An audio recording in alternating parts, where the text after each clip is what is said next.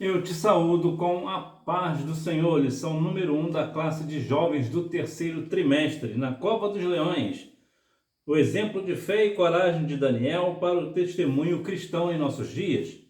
A lição número 1, Daniel, uma jornada de fidelidade. Para esta aula, os únicos sugeridos são o 584 e o 432. O que a vida de Daniel vai nos trazer de grande lição? Eu vou falar para você nesta lição. O nome Daniel significa Deus é meu juiz. Daniel também era conhecido como o nome de Beltesazar, que significa Bel protege o rei, ou também pode significar príncipe de Bel. Texto principal. E disse o rei a Aspenaz, chefe dos seus eunucos, que trouxesse alguns dos filhos de Israel e da linhagem real e dos nobres. Daniel capítulo 1, versículo 3. Resumo da lição. Daniel é um exemplo inspirador de fidelidade em uma cultura hostil. E aqui está a grande lição que Daniel traz para nós. E o que é? É continuar fiel numa cultura completamente hostil aos valores e princípios cristãos. E eu quero deixar para você uma reflexão, algo para você pensar.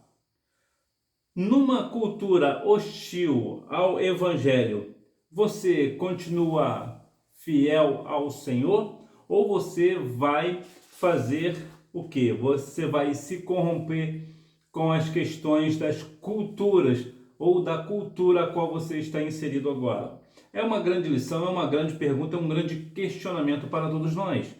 Porque verdade é que muitas vezes nós somos muito firmes, muito convictos quando alguém nos pergunta sobre algo do Evangelho. Por exemplo, se eu perguntar para você, como eu te fiz a pergunta, e falar para você que se você será fiel numa cultura nova, né, numa cultura, se você for levado cativo, será que você permanecerá fiel? Você certamente responderá que sim. Por quê? Porque você não está vivendo o problema, você não está vivenciando aquilo. Então, na teoria, nós somos muito bons na teoria.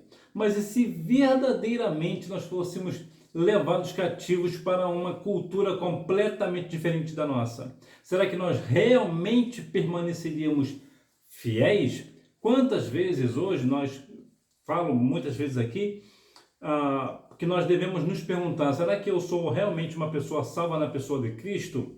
Por que nós devemos fazer essa pergunta para nós? Porque numa forma mais teórica, nós vamos dizer que sim. Mas será que de fato somos? Porque a teoria é diferente. Lembra de Pedro? Jesus falou que Pedro negaria Jesus 3 vezes. O que o Pedro disse? Pedro foi firme. Não, Senhor, de maneira nenhuma eu irei negar a ti. Eu jamais vou te negar.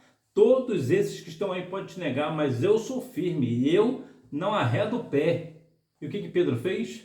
Pedro negou. Por quê? Porque uma coisa é quando você e eu estamos na teoria. Uma outra questão é a prática. Quando não estava acontecendo nada com Pedro, Pedro disse o quê? Era firme. Não vou negar ao Senhor. Esses aí podem te negar, mas eu não vou te negar, Senhor. Mas quando Pedro vivenciou o problema, o que ele fez? Ele negou por 3 vezes. Então, a teoria, já dizia Albert Einstein, né? A teoria é sempre assassinada mais cedo ou mais tarde pela prática.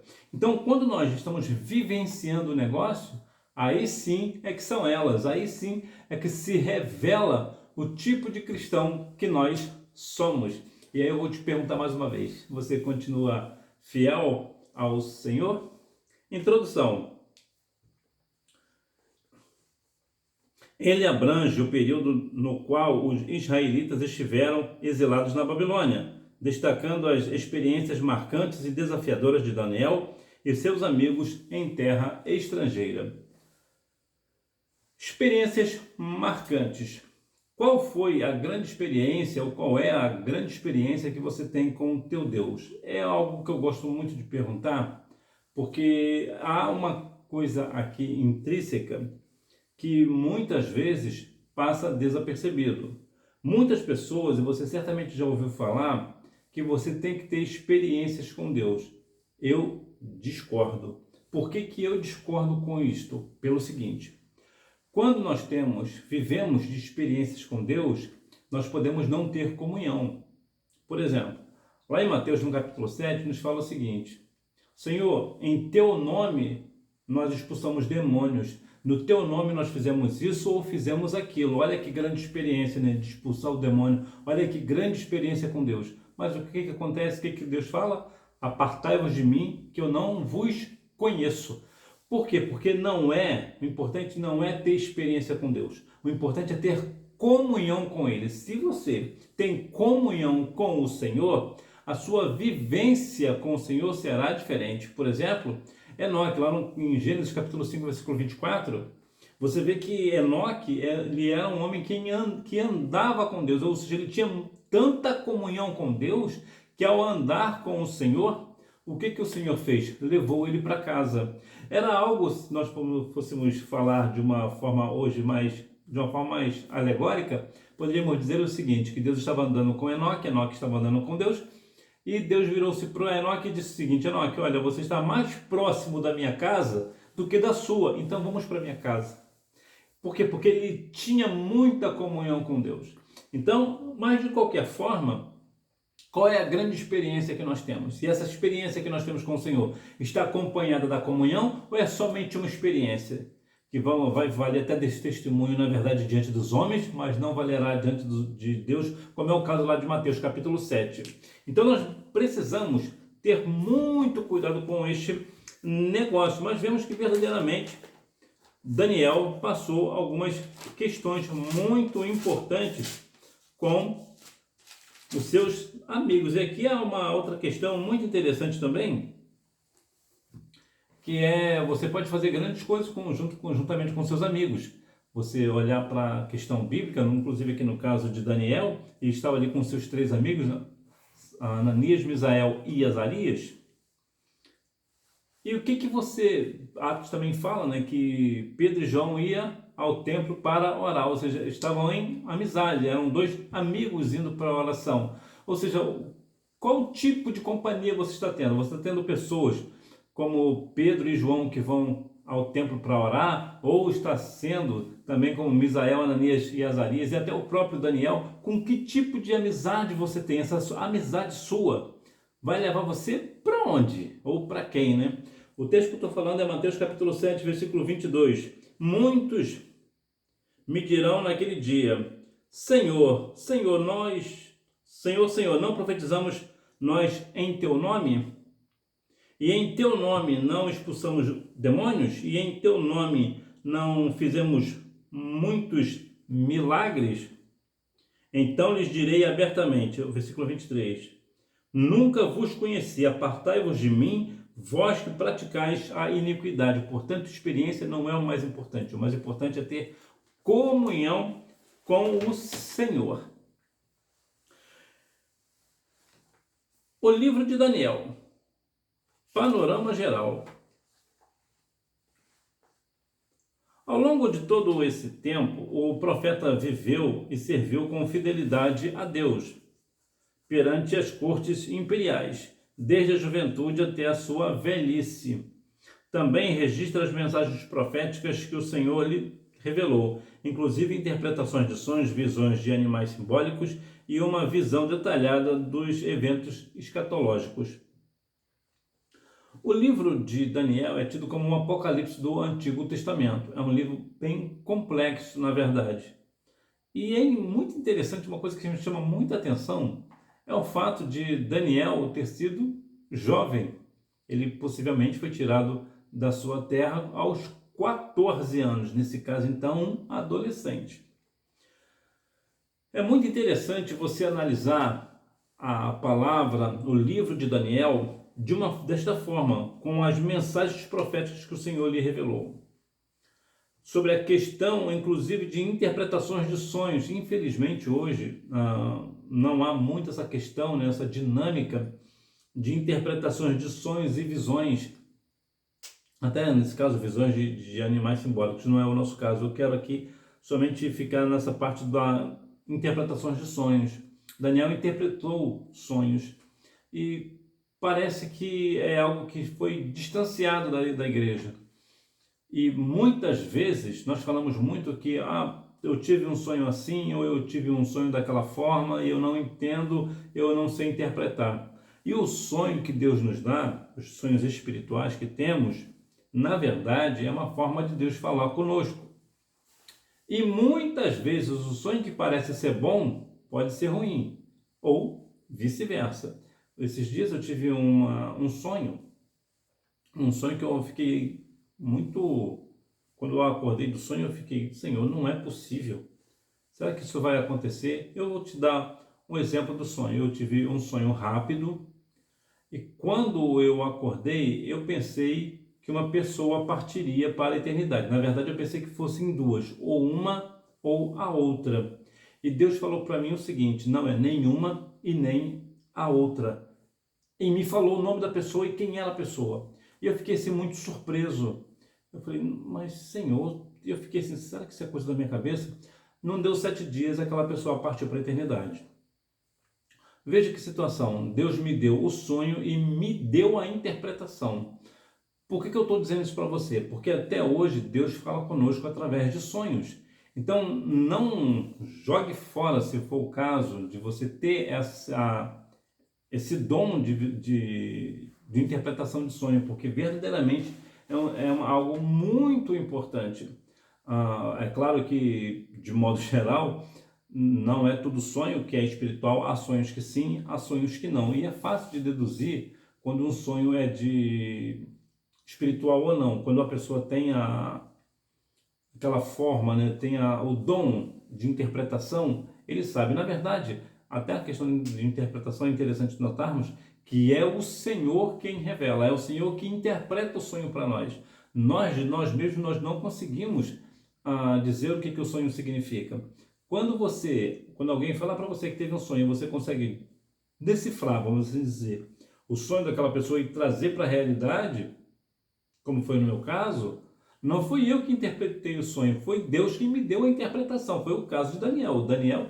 O Senhor deu a interpretação ao sonho de Daniel. Então é sempre o Senhor. E é muito importante que nós venhamos dar mais valor a este negócio.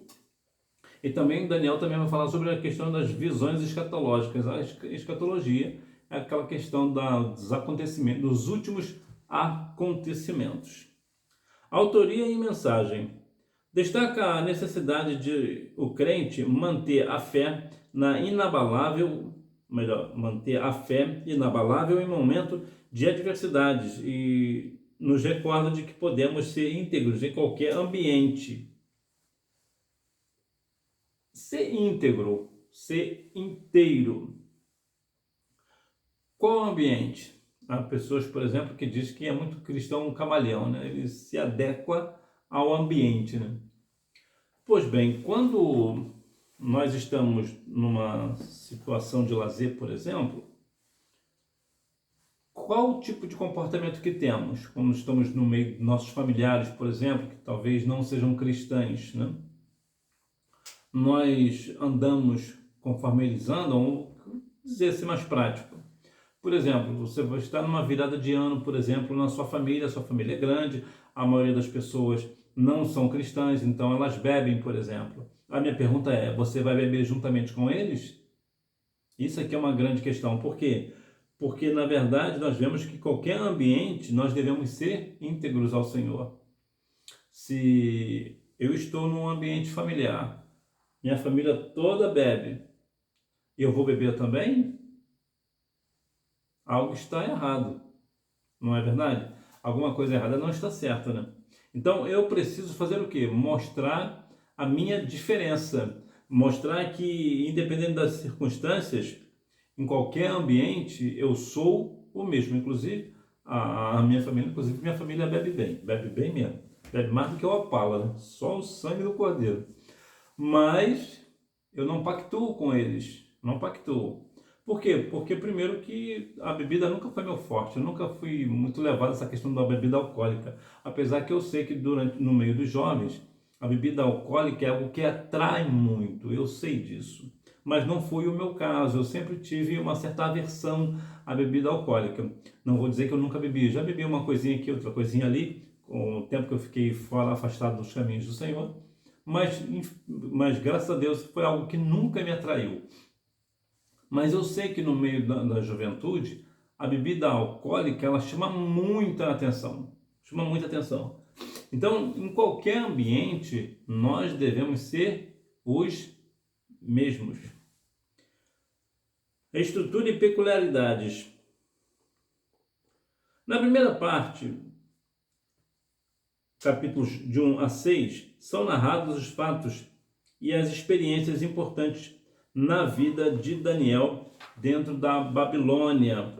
Então vemos aqui que no capítulo 1 fala sobre a educação de Daniel na Babilônia. Ele foi educado lá, ele teve conhecimento da cultura da Babilônia. No capítulo 2 já fala do sonho de Nabucodonosor. Veja aqui a questão do sonho entrando aqui na dinâmica da vida de Daniel. No capítulo 3, a estátua de ouro e a fornalha de fogo ardente. Aqui a coisa já começa a esquentar, né? Que vê que é coisa que começa a esquentar. No capítulo 4, Nabucodonosor sonha com uma árvore. Já no capítulo 5, a escrita na parede. O que será? Qual a interpretação daquela escrita? O que está escrito ali? E finalmente no capítulo 6, Daniel na cova dos leões, que geralmente, de modo geral, é o que mais se falam sobre a vida de Daniel. Inclusive algumas interpretações eu acho até muito curiosa. As pessoas dizem que Daniel não foi devorado pelos leões porque Daniel não estava na carne, estava no espírito. Eu acho muito interessante o trocadilho. Eu particularmente gosto muito da interpretação. Na segunda, no capítulo 7 a 12, estão as visões e as mensagens proféticas que revelam acontecimentos dos séculos seguintes até o tempo do fim. No capítulo 7 fala sobre o sonho com animais simbólicos. Lá no capítulo 8, a visão de um carneiro e de um bode. No capítulo 9, a oração de Daniel. Já no capítulo 10, a visão de um homem. No capítulo 11, fala a respeito de um grande rei que se levantará, mas o seu reinado será quebrado. E finalmente no capítulo 12, o tempo do fim, que fala ali de um modo geral sobre as questões do que verdadeiramente acontecerá, né? Então há uma questão aqui muito curiosa também, embora seja considerado um profeta, Daniel não profetizou diretamente ao povo, como outros profetas do Antigo Testamento. E outra coisa também, Daniel tem algo em comum com Ezequiel, né? Que ambos foram levados cativos para a Babilônia. E Daniel tem algo em comum com José, que ambos alcançaram a mais alta patente de um governo, né? Aliás, a segunda maior patente, né? Então veja que aqui há uma lição muito interessante sobre a questão do profeta Daniel. Ele não profetizou diretamente ao povo, como no Antigo Testamento. Em vez disso, ele serviu como conselheiro e intérprete de sonhos e visões para os seus reis e governantes. O que isso quer dizer para nós?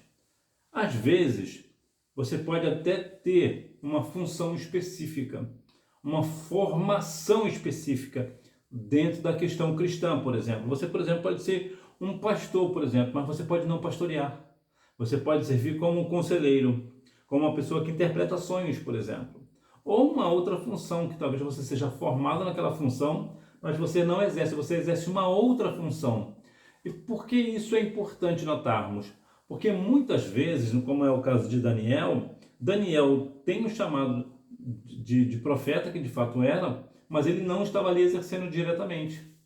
Deus usou ele de uma forma diferente, como aconselhando os seus reis e governantes e também sobre a questão das interpretações de sonhos. Compreendendo o contexto histórico. Era o início das invasões babilônicas ao rei de Judá e sua capital. Posteriormente, em duas outras oportunidades, a cidade voltou a ser invadida em 597 a.C. e a terceira, a maior de todas elas, em 586 a.C., ocasião em que a cidade foi arrasada e o templo destruído. Há uma questão aqui bem importante para tratarmos de uma forma bem séria. Muitas vezes, Vemos, por exemplo, que na Babilônia, que ela estava aqui bem consolidada como uma grande potência mundial, vamos dizer que um grande exército babilônico, por exemplo, eles eram bem fortes, entre outras coisas também da questão aqui da Babilônia. Mas eu quero te chamar a atenção para outro negócio. Que veja que a cidade foi arrasada e o templo destruído. O que isso traz para nós? Apesar de Babilônia ser um tempo de idolatria, uma época de um povo pagão, Deus usou realmente este povo para falar contra o povo de Judá, porque por tempo de Jerusalém, de modo geral, e de Israel, de modo geral, a ponto de permitir que elas fossem sitiadas e o templo completamente ela foi arrasada, ou seja, Deus usa até o ímpio para nos corrigir. Se nós não estivermos dentro da presença do Senhor, se nós não estivermos levando a palavra do Senhor a sério, a nossa vida cristã a sério, Deus pode até mesmo usar uma pessoa ímpia para nos corrigir. Porque uma coisa é você, por exemplo, ser corrigida pelo seu pastor, pelo seu líder, ou pelo superintendente da escola bíblica dominical, por exemplo, ou pelo professor da escola bíblica dominical que professa a mesma fé que a sua. A pessoa chega para você, chama você ao canto e fala, olha, você está errado aqui, você está fazendo isso errado, não é por aqui. O caminho não é esse, você vai se perder por aqui. Uma outra coisa é quando um povo do mundo corrige você. Se fosse trazer para o nosso lado, é como se ao invés do seu pai ou a sua mãe te corrigir, o mundo te corrija. E é muito mais doloroso. Por quê? Porque o mundo não bate com o mesmo amor que o pai e mãe. Por mais que pai e mãe bata doído, o mundo ainda bate muito pior. E no caso do ímpio, é exatamente isso que acontece. Quando você é corrigido pelo seu pastor ou por um líder seu, dói. Dói. Mas quando é o mundo te batendo, dói muito mais. Não tem nem dimensão do negócio. Então nós devemos entrar diante do Senhor com santidade, com obediência à sua palavra, para que nós não venhamos assim ser corrigido pelo ímpio. E quando é que eu sou corrigido pelo ímpio? Quando eu estou em pecado e não recebo a correção do Senhor. Lembra que aos Hebreus 12:6 fala que Deus corrige a quem Ele ama. Então, se o Senhor está me corrigindo e eu não aceito essa correção, o que Ele faz? Ele traz uma pessoa de fora, um ímpio, para me corrigir. Olha que situação. Então é porque eu estou numa situação muito difícil, né? Lembra Jonas, por exemplo?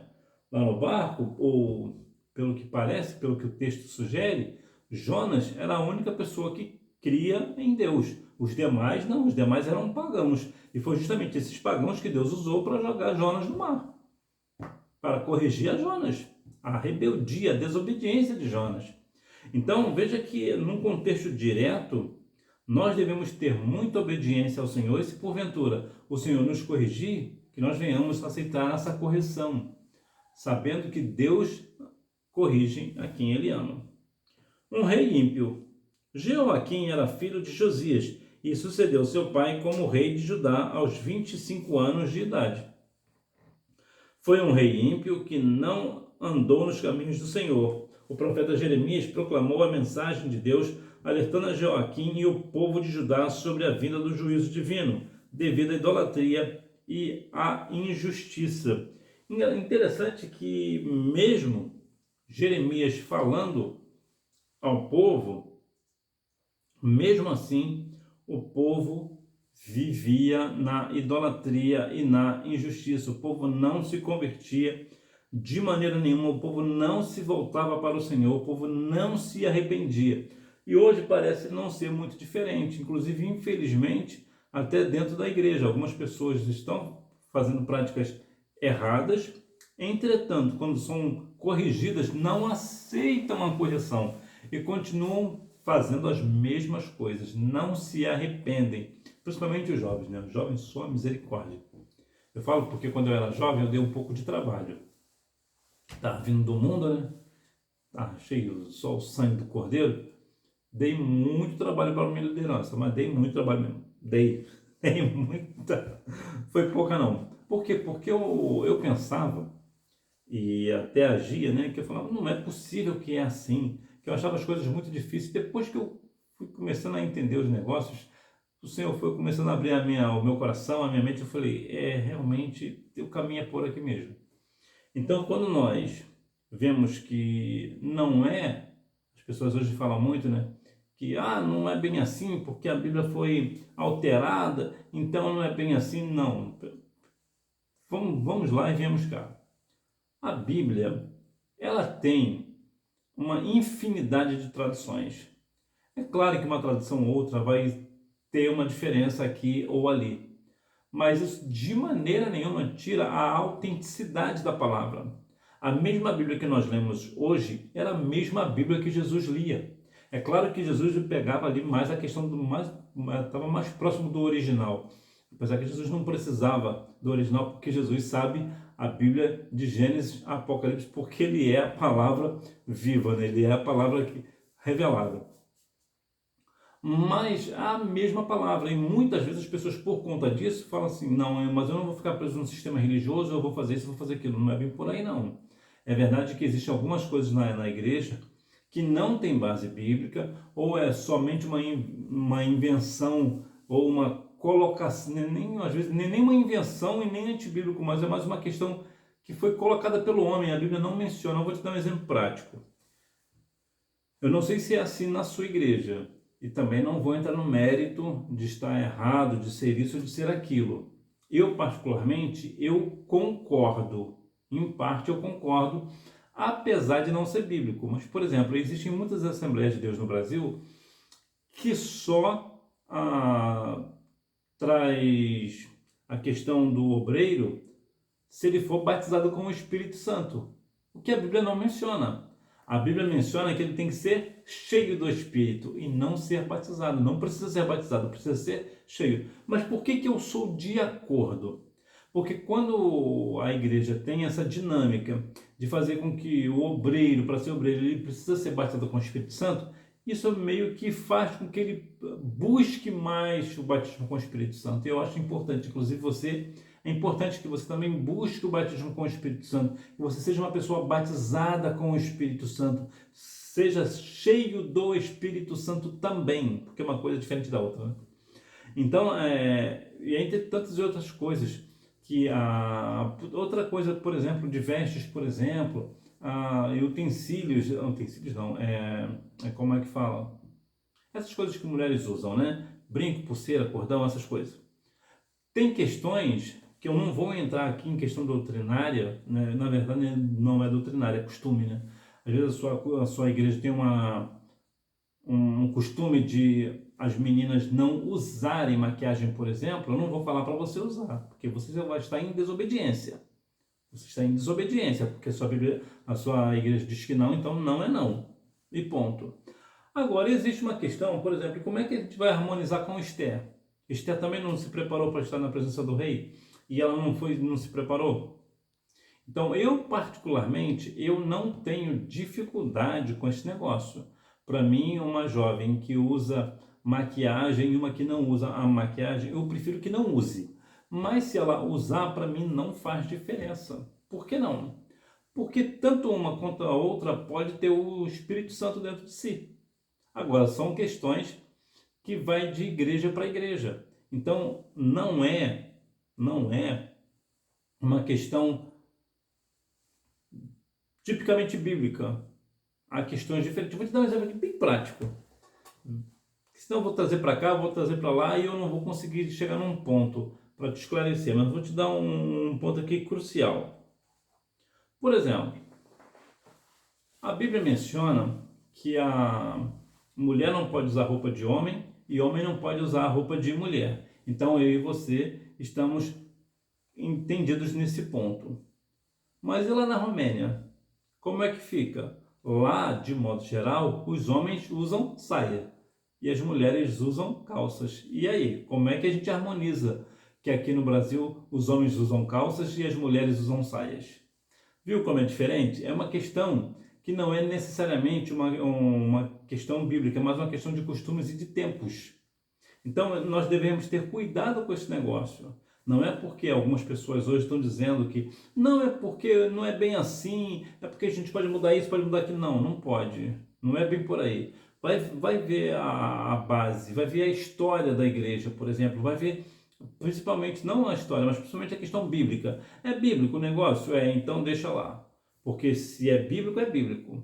Agora, se foi uma questão colocada pelo homem, aí vamos dar uma estudada, se puder tirar, nós vamos tirar. Me lembro que uma vez eu já falei isso aqui, um jovem estava armando um problema sério comigo, eu estava na liderança de jovens, porque ele queria muito usar bermuda. Eu virei para ele e falei assim, meu jovem, você é uma pessoa jovem e você tem uma vida grande pela frente. Se você está brigando para usar bermuda, você está tendo uma briga desproporcional. Aí ele, por que você diz isso? Falei, porque se você, eu falei, vou te dar um exemplo. Se você trabalha e você tem um salário X, você vai brigar com o teu chefe para ele te dar um aumento de R$ 1? Ah, não, porque isso é insignificante. Eu falei, é exatamente isso que você está fazendo. Você está tendo uma briga só para usar uma bermuda? Isso é desnecessário. Aí eu parei e falei com ele, se você quer entrar nesse sentido, é melhor você, dependendo das circunstâncias, você vai ficando por aqui e deixa que o Espírito fala. Depois ele acabou tendo uma conversa com o tio dele, e o tio dele aconselhou ele a ir para uma outra igreja que permitisse ele ficar daquela maneira. E hoje ele está numa outra igreja, feliz da vida, porque na outra igreja, que é na Igreja Batista, ele pode usar a bermuda dele sem nenhum problema. Esse ponto, por exemplo, isso para mim não tira a santidade de ninguém. Eu, particularmente, eu não uso. Mas eu acredito que o fato de uma pessoa usar uma bermuda não tira dessa pessoa a santidade. Deus castiga o seu povo. O profeta Daniel é enfático ao escrever que foi o Senhor que entregou o rei de Judá nas mãos de Nabucodonosor e permitiu que os utensílios do templo fossem saqueados e profanados. O Senhor corrige quem ele ama. Eu já até tinha falado sobre isso, mas vou voltar a repetir sobre a questão de que até mesmo o ímpio é usado para nos corrigir. Existe uma história muito séria lá numa cidade chamada Nilópolis, lá no Rio de Janeiro. Eu vou aqui exemplificar porque a história é muito longa, eu vou simplificar o negócio. Um pastor, ele era muito afrontado por uma pessoa que era de uma religião que afronta a religião cristã, ele afrontava muito. Então o que acontece? Essa pessoa, aconteceu o seguinte, essa mulher, né, ela queria ser a maior prostituta de Nilópolis. Olha a que ponto que essa mulher quer chegar, para envergonhar os pais. Então ela chegou e aquele pastor que morava perto da casa dela sempre aconselhava ela a ir à igreja e tal. E ela sempre dizia que não, porque isso não era para ela e tal. Um dia ela chegou eu não sei assim como falar exatamente o termo, né, que eles usam lá, mas quando ela chegou lá na sessão que eles fazem lá, o culto que eles prestam lá, o demônio se manifestou para ela e disse o seguinte: olha, o filho que você está esperando é para sua salvação. E o demônio falou aquilo como se estivesse rangendo os dentes. E aquela mulher ficou atônita: pô, mas eu não estou grávida. E ela ficou muito assustada. Então ela, por descargo de consciência, o que ela fez? Ela foi ao médico e constatou. Realmente ela estava grávida e nem ela sabia, mas o demônio falou para ela que ela estava. E ela começou a ficar muito confusa. Por quê? Porque ela creu no que o demônio falou para ela. E aquilo começou a mexer com ela. Qual o resumo da história? O resumo da história é que ela, a partir daí, o filho dela morreu quando tinha 2 anos. Aí esse pastor que falava com ela orou e Deus ressuscitou a vida do menino. E o que aconteceu depois? Depois de um tempo, ela acabou aceitando a Cristo como Salvador. Qual é o enredo da história? Qual é a conclusão dessa história? A conclusão é que se Deus quiser, Ele usa até o demônio para falar com os seus escolhidos. Deus não pede permissão para o diabo. Deus não precisa pedir permissão ao diabo. Deus faz.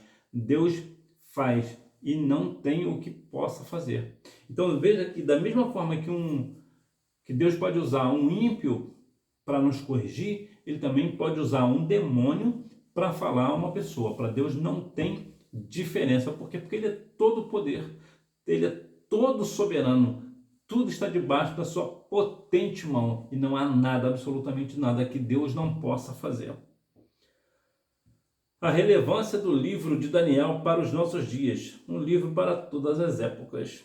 Olhando para a jornada íntegra deste jovem hebreu, até a sua velhice, chegamos à conclusão de que o livro de Daniel é para todas as épocas, retirado a força de sua casa, quando ainda tinha cerca de 14 anos. Veja aqui um ponto interessante, que ele foi tirado de sua casa aos 14 anos, portanto era um adolescente, e foi até a sua velhice com integridade. É muito difícil você ter uma pessoa tão jovem que viveu a sua vida na igreja, por exemplo, e sempre irrepreensível. E Daniel foi exatamente isso, com todos os pesares da vida. Daniel foi uma pessoa tão íntegra que o próprio Deus deu testemunho dele, como nós vemos em Ezequiel capítulo 14, versículos 14 e 20.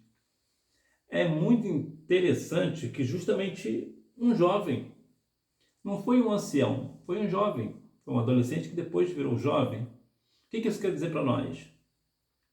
Que mesmo você hoje, sendo jovem, você pode continuar e deve continuar íntegro ao Senhor.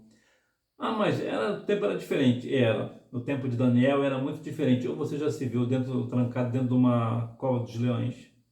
Já se imaginou? A propósito, já ouviu um leão rugir? Eu me lembro que uma vez eu estava num lugar, estava num zoológico, né? E eu parei para lanchar.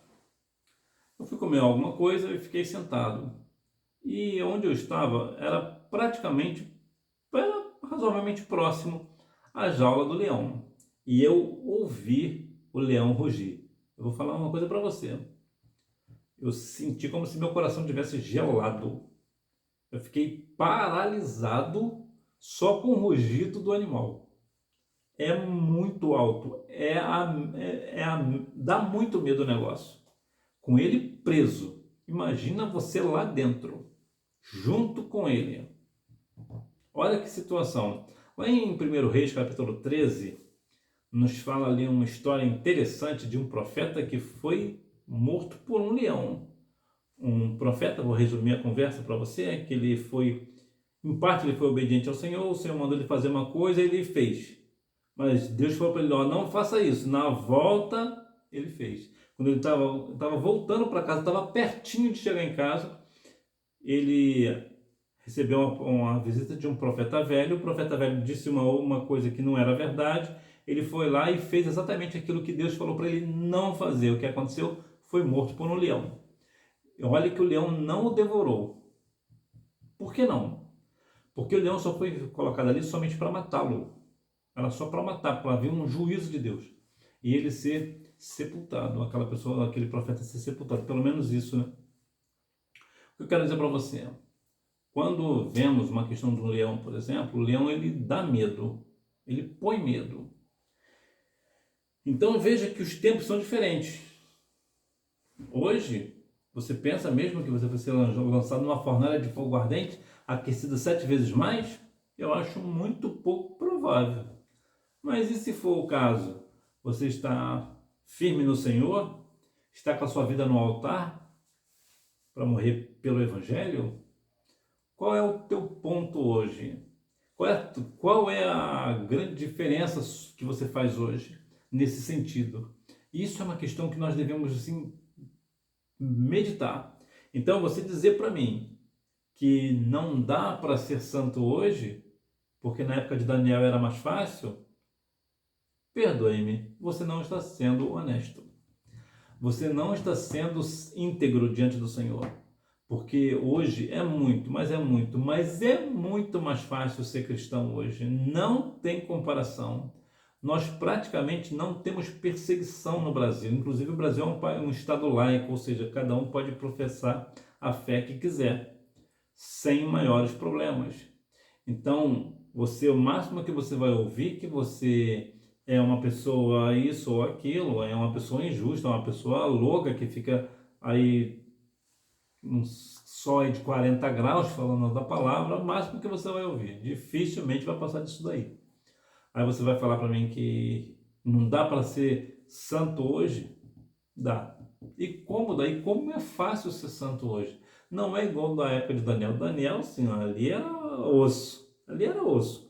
Imagina, dobra aí diante da minha estátua aí, senão eu vou te lançar na cova dos leões, lá na fornalha de fogo ardente. Vigiem, vigia. Então nós vemos que Daniel ele passou por situações bem complexas, como enfrentou conspirações, mudanças culturais e políticas. Que é algo que muda é a questão cultural e política. Quando muda, você fica completamente perdido. Até mesmo aqui no Brasil, por exemplo, quando muda uma cultura ou mesmo um político, você já fica, e agora como é que vai ser?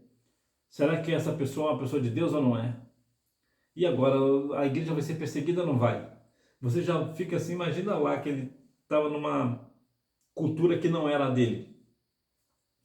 Estava sendo pressionado de diversas formas, mas ele não negou a fé. Ele permaneceu firme. Até mesmo na sua velhice ele ficou firme. E nós? Estou fazendo a pergunta para você, né? Mas eu também vou me enquadrar, né? Será que verdadeiramente eu também vou ficar firme no Senhor? Será que eu também vou manter a minha santidade? Será que realmente como é que vai ser? Então nós temos que ter muita honestidade para conosco. Se porventura hoje, se eu não estou pronto para ir para a fornalha de fogo ardente, alguma coisa errada não está certa. Eu preciso me acertar. Eu preciso ver que se eu não estou disposto a morrer lá na cova dos leões, ué, tem algo aqui que não está batendo. Porque não é isso o evangelho não é o evangelho de renúncia. Então eu preciso renunciar à minha carne para viver a vida na santidade com o Senhor. Então, se eu não estou disposto a morrer pela causa do Evangelho, eu certamente não sou digno de herdar a coroa da vida. Um mundo transtornado. O mundo frágil e cheio de incertezas, estudiosos têm caracterizado o período recente, principalmente pós-pandemia, como um mundo frágil, ansioso, não linear e incompreensível. A Babilônia era palco das transformações e agitações globais de sua época. A pandemia do SARS-CoV-2, também chamado de coronavírus, trouxe uma grande lição para nós, né? Se a gente for olhar bem, ali de uma forma bem cirúrgica, tem tantas coisas aqui dentro, mas eu quero me ater sobre um ponto nosso específico. Certamente você deve ter ouvido, se é que você também não falou, algo do tipo, depois que essa pandemia acabar, a primeira coisa que eu quero fazer é, talvez, ir para uma churrascaria e comemorar, ou ir numa pizzaria, ou fazer isso, ou rever minha família, ou fazer aquilo, ou fazer aquilo. Não é que está errado. Está em comunhão com as pessoas, com a família, não é errado. Mas você já observou que durante a pandemia, dificilmente nós falávamos, depois que acabar a pandemia eu vou voltar a estar na ceia do Senhor, ou estar junto com a igreja? Você viu que a maioria, não vou falar todos, eu sei que existem exceções, mas boa parte dos evangélicos não tinham o interesse, a ansiedade de estar na presença do Senhor depois que a pandemia acabasse. As pessoas não estavam crendo no Senhor. Olha, graças a Deus que a pandemia acabou, agora eu vou dar glórias a Deus, que agora eu vou para a vigília, agora eu posso ir para a consagração, agora eu posso ir para o monte, eu posso fazer isso, eu posso estar na presença do Senhor. Não. Como é que estávamos? Depois que acabar a pandemia eu vou para tal lugar, vou rever os amigos, vou visitar um grande amigo, eu vou para talvez um lazer, né, uma praia, dependendo da igreja, né? Eu vou à praia, eu vou fazer isso, eu vou fazer aquilo mais, e o Senhor. Então veja que a dinâmica da pandemia trouxe para nós essa reflexão. Nós ficamos presos dentro de casa por causa da pandemia, E ao invés de nós termos ansiedade pelo Senhor, porque depois que acabasse tudo, nós fôssemos para a casa do Senhor, nós pensávamos em outras coisas. É claro que eu sei que algumas pessoas vão dizer, mas quando nós estávamos dentro de casa, nós fazíamos culto doméstico. Eu sei que isso não é verdade. Na maioria dos casos, não. Pode ser um caso ou outro. Mas sejamos razoáveis. Vamos ser honestos conosco. Sejamos honestos. Nós, de fato, fazíamos culto doméstico quando estávamos na pandemia? De maneira geral, não fazíamos. Não fazíamos. Porque nós não temos nem mais esse hábito. É possível que, inclusive, você nem saiba o que é culto doméstico. Por quê? Porque foi algo que se perdeu durante a trajetória cristã. Quantas pessoas hoje, do tempo mais antigo, que é o meu caso, que não faz culto doméstico? Então a pandemia trouxe esse ensinamento para nós. E é exatamente o que acontecia lá na Babilônia. Era uma coisa muito parecida, né? Porque era um mundo de agitações, né, globais da época da Babilônia. Então era um mundo frágil, cheio de ansiedade. Uma pessoa, você vê que hoje, até hoje, né, as pessoas continuam muito ansiosas, né, as pessoas têm ansiedade por tantas coisas. E a Bíblia nos diz, em 1 Pedro capítulo 5, versículo 7, né, lançando sobre ele toda a vossa ansiedade, porque ele tem cuidado de vós. Então, quantas vezes nós temos nos esquecido do Senhor e temos tido ansiedade para outras coisas? É verdade que nós devemos ansiar pelo Senhor. Nós devemos ter ansiedade, por exemplo, para ser pastor, por exemplo. Mas não estamos tendo. Estamos tendo ansiedade para coisas não espirituais, para coisas completamente fúteis. Outra ansiedade boa também é sobre a questão do casamento. Né? Há pessoas, principalmente as meninas, costumam ficar ansiosas pelo dia do casamento. É natural, é uma boa ansiedade, não é ruim não. É uma questão, uma ansiedade maravilhosa, né? Na verdade, né? O momento do casamento.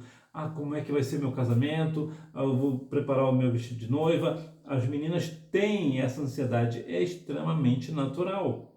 Agora, o que eu quero dizer é que muitas vezes essa questão da pandemia nos tirou, na verdade, da presença do Senhor. Eu sei de casos, por exemplo, de igrejas que fecharam as portas porque começaram a fazer culto online e observaram que no culto online tinham mais pessoas presentes do que no culto presencial. O que a igreja fez? Fechou as portas físicas e deixou agora os cultos, somente os cultos online. Olha que situação que estamos. Só o sangue do Cordeiro. Eu fico imaginando como é que ministra a ceia do Senhor num culto online.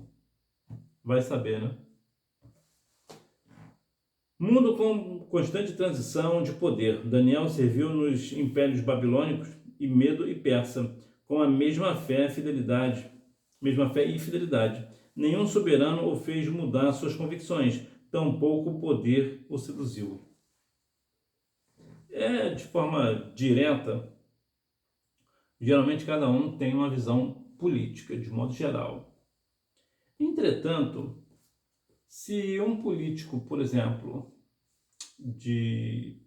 o seu político preferido, por exemplo, vamos assim dizer, fosse presidente do Brasil hoje, se é o que o atual não for o seu caso, se ele falar para você fazer algo que contraria a palavra, você vai fazer porque ele é seu político preferido ou você vai ficar com a palavra?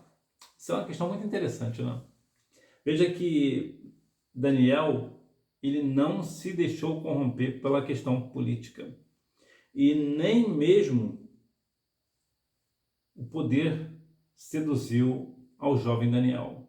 Ele era um jovem íntegro, verdadeiramente com caráter cristão. Independente de quem estivesse vendo Daniel, Daniel era a mesma pessoa. Ele não tinha sombra de situações de agora eu sou a favor e depois eu sou contra. Não, ele era sempre na mesma linha. Ele tinha sempre a mesma conduta, ele não mudava. Por quê? Porque ele tinha um princípio cristão. Ele tinha o Senhor na sua vida. Então, quando nós temos esse ponto, então veja que nesse ponto, apesar das constantes transição no mundo que Daniel vivia, né, ou as grandes mudanças políticas, né, por exemplo, ele continuava fiel. Ele não mudava a sua conduta. E será que nós estamos mudando devido à mudança que está acontecendo no Brasil, né, no país, na questão política, por exemplo? Será que nós vamos nos corromper? Será que nós vamos, dependendo da questão da visão política, o presidente da República, ou, no caso seria o presidente da República, por alguém gostar dele, agora vai fazer o que ele faz?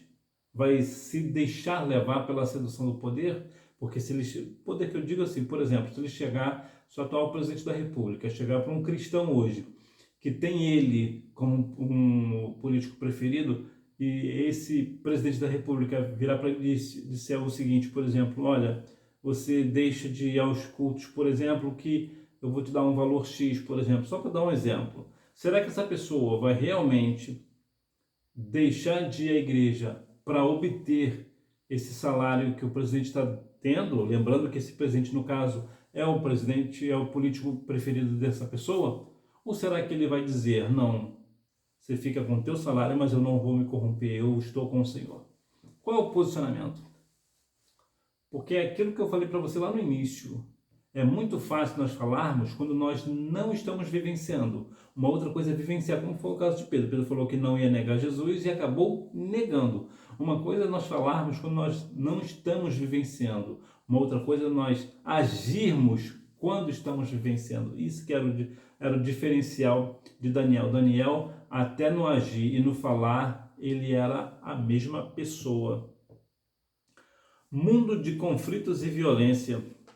Daniel viu de perto os homens da destruição provocada pelas guerras entre nações e sentiu na pele o sofrimento decorrente do exílio.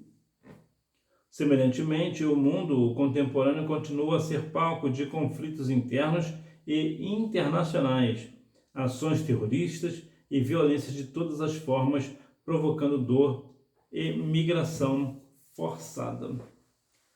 Na Venezuela, por exemplo, está tendo problemas lá sobre a questão do socialismo lá. Então, o que acontece? Lá existe um conflito de interesse lá, como é um país, apesar de ter as maiores jazidas de petróleo do mundo, né? Acho que é assim, jazida que fala não, jazida é para ouro, né? Lá é poços de petróleo, poços de petróleo. Elas são riquíssimas em petróleo, mas é um país que está vivendo o quê? Uma fome fora do comum. Então, o que em média acontece? De média, 500 pessoas venezuelanas vêm para o Brasil para escapar da fome, consequentemente também da violência, né? Já que existe tão pouco alimento para tanta pessoa, então um pouquinho que tem, aquelas pessoas acabam brigando por aquele alimento. E também sobre a questão de guerras. Vemos, por exemplo, aí Israel e o Hamas, né? No caso aí o Irã, né? Brigas internacionais, a Rússia com a Ucrânia. Então existe essa guerra, né, de conflitos, a guerra propriamente dita, e de modo geral toda guerra ela é estúpida de modo geral. Eu particularmente não vejo uma guerra, eu particularmente não lembro assim, nenhuma guerra de país contra país que seja honesta. Eu não lembro, para mim toda a questão é estúpida. Agora existe um outro lado, por exemplo, a Rússia invadiu a Ucrânia. A Rússia está errada. Por quê? Porque ela invadiu. É como se, por exemplo, imagina que uma pessoa invada a sua casa. O que você vai fazer? Você vai se defender. É diferente. Então, a sua briga é legítima, mas quem invadiu você não é legítimo. Então, quem invadiu a sua casa, nesse caso, né, não é legítimo. Então, as questões da guerra, de modo geral, as guerras são sempre estúpidas. Porque uma parte que invade, geralmente a parte que invade é a parte que está errada. E foi exatamente isso que a Rússia fez. A Rússia invadiu a Ucrânia de uma forma extremamente covarde, sem precedentes, destruindo tantas coisas, pessoas morrendo. Então, o que houve ali? Muitas pessoas saindo de suas casas, atentados terroristas. Quem não lembra aí do 11 de setembro de 2001, né? Lá da questão das Torres Gêmeas, do World Trade Center nos Estados Unidos, o grande atentado terrorista do século. Veja que este é um mundo de conflito e violência. E Daniel, na época, já existia esse negócio, já tinha essa dinâmica. mas Daniel continuava firme no propósito. Da mesma forma que aquele jovem hebreu foi pressionado a abandonar sua crença em razão das pressões culturais e religiosas dentro da Babilônia, os cristãos de hoje estão enfrentando ataques severos da cultura anticristã, a exemplo do relativismo e do secularismo, dentre outras correntes filosóficas. Isso aqui é uma questão que o jovem vai enfrentar hoje. Não é nada comparado com o que acontecia com a vida de Daniel. Não dá para comparar. Seja uma pessoa honesta, seja um jovem honesto, seja uma jovem honesta. Hoje é muito mais fácil ser cristão do que na época de Daniel. Mas aqui tem uma questão muito importante que deve ser tratada sobre a questão do secularismo, relativismo. O relativismo, de modo geral, é aquilo que é muito relativo, tudo é relativo, não existe uma verdade absoluta. Né? E nós sabemos que existe uma verdade absoluta, e a palavra do Senhor ela é uma verdade absoluta. Por exemplo, 2 mais 2 são 4, é uma verdade absoluta. Agora, há pessoas que não é bem assim, não é exatamente 4, pode ser 5, pode ser 4, alguma coisa.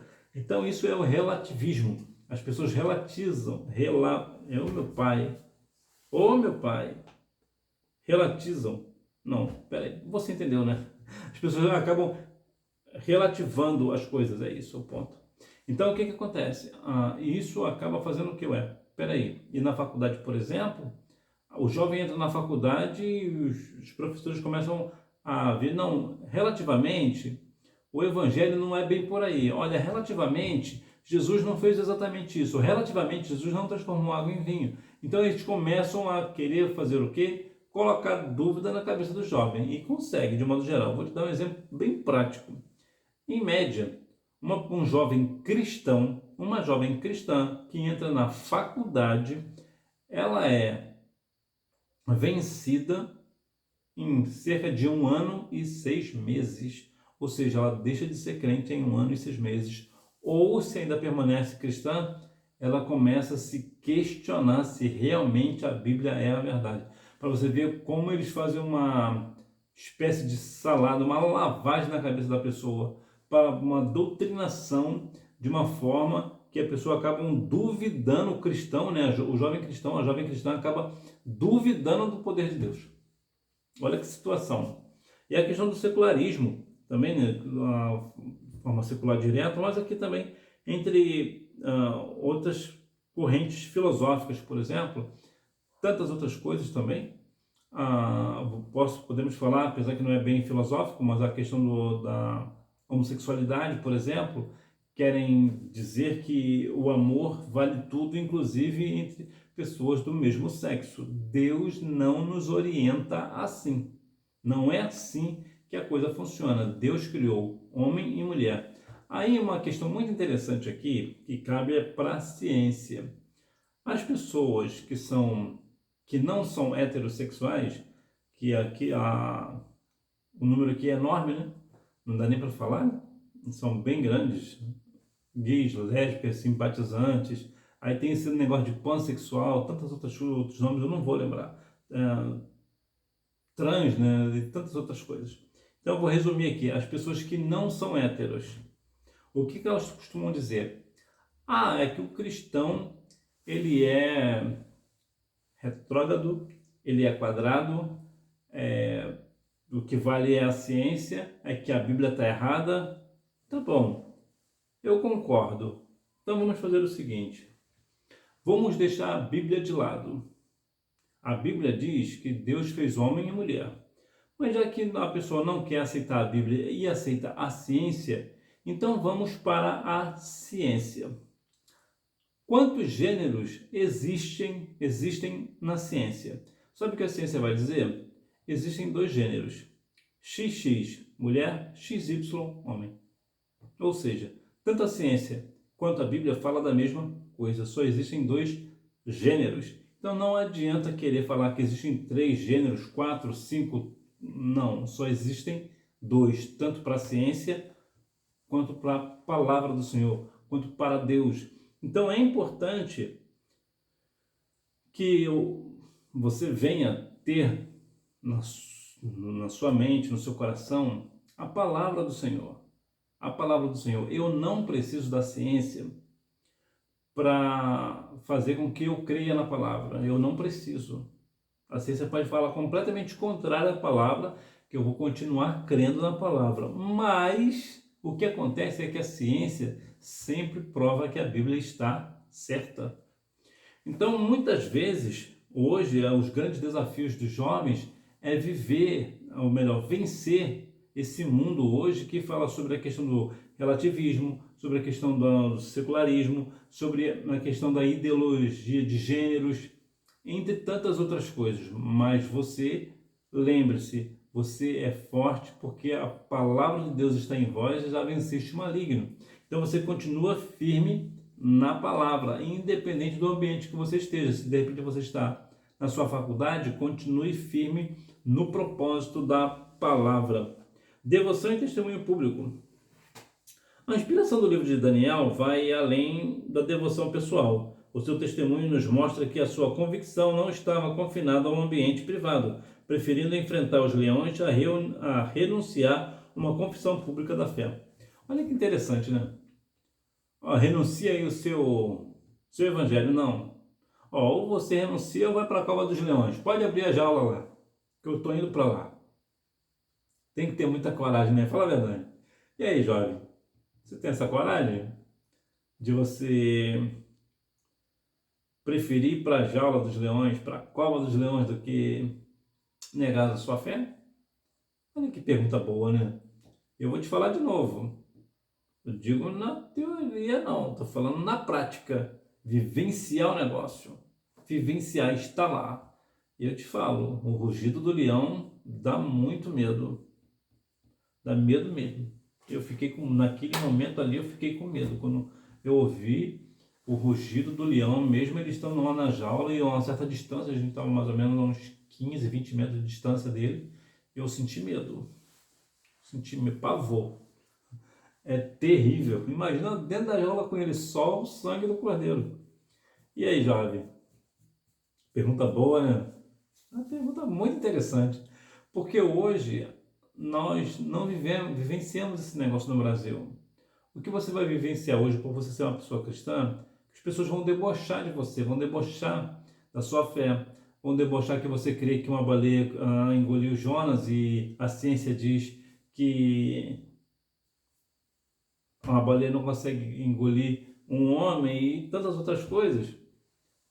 Mas você precisa permanecer firme no Senhor, porque de forma geral o mundo vai sempre falar contra a palavra, mas você que é um jovem firme na presença do Senhor, você permaneça firme para a glória do nome do Senhor. Conclusão: o livro de Daniel possui uma mensagem singular para a igreja na atualidade. A sua vida na Babilônia é um exemplo de coragem, fé e integridade. Diante de circunstâncias adversas, ele nos ensina a confiar em Deus em todas as situações e a buscar a sua vontade para a nossa vida, que nós venhamos a cada dia mais, independente do ambiente, nós venhamos continuar fiéis, como foi Daniel. Daniel estava numa jornada de fidelidade da sua adolescência, quando foi tirada de dentro de casa à força, aos 14 anos, até a sua velhice, ele permaneceu numa jornada de fidelidade com o Senhor, a ponto do próprio Deus dar testemunho dele. Que nós venhamos ter essa coragem de enfrentar a fornalha de fogo ardente ou a cova dos leões em prol do Evangelho de Jesus, que nós venhamos verdadeiramente sermos firmes na presença santa do Senhor, independentemente do nosso ambiente. Ou se nós estamos na igreja, na escola, na faculdade, no trabalho, ou seja, onde for, numa outra cultura, ou ainda que nós venhamos ser levados cativos a uma outra nação, nós venhamos permanecer firmes no Senhor, porque grande será o nosso galardão naquele grande dia. Hora da revisão. Número 1. Por que registra as mensagens proféticas que o Senhor revelou a Daniel, inclusive interpretações de sonhos, visões de animais simbólicos e uma visão detalhada dos eventos escatológicos? Número 2. em duas. Na primeira parte, capítulos de 1 a 6, são narrados os fatos e as experiências importantes na vida de Daniel dentro da Babilônia. Na segunda parte, do capítulos 7 a 12, estão as visões e as mensagens proféticas. Número 3, o Senhor, Daniel capítulo 1, versículo 2. Número 4, enfrentou conspirações, mudanças culturais e políticas. Número 5, o seu testemunho nos mostra que a sua convicção não estava confinada a um ambiente privado, preferindo enfrentar os leões a renunciar a uma confissão pública da fé. Que Deus em Cristo continue abençoando a sua vida e que você seja como Daniel, uma jornada de fidelidade com o Senhor. Esteja nessa jornada de fidelidade com o Senhor, assim como foi Daniel, e que Deus em Cristo continue abençoando a sua vida. E você me vê na próxima aula, se Deus quiser. Tchau!